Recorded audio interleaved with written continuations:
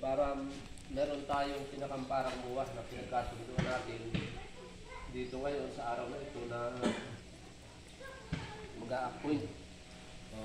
Ibig sabihin, tama, appointed nga po na nagawa ng bali, ito yung nakalista ko po na ano dito, mga pangalan na magiging officer natin sa taong 25 hanggang 27.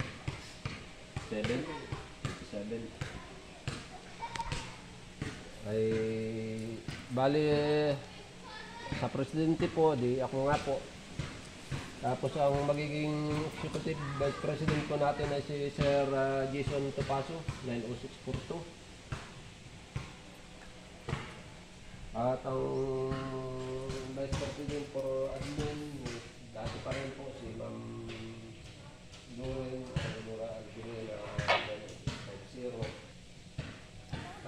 Vice President for Operation, ito po ay nakausap ko na rin po si Sir Yosef Bubulto na di ba siya po yung dati nating Vice President Operation.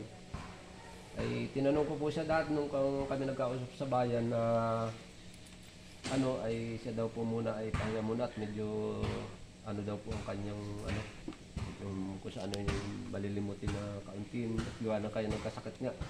Di ang ipapalit po natin dito ay si Sir Jeffrey Recurmuso 90652 Ang kanya pong assistant dito si 90658. Ang magiging sekretary po na alam ko naman at ito namang mga nabanggit natin sa una, ito na may alam kong makakatulong sa atin pare-parehas na ang sekretary po natin ay si pa rin, si Sir Dennis Leonidas 906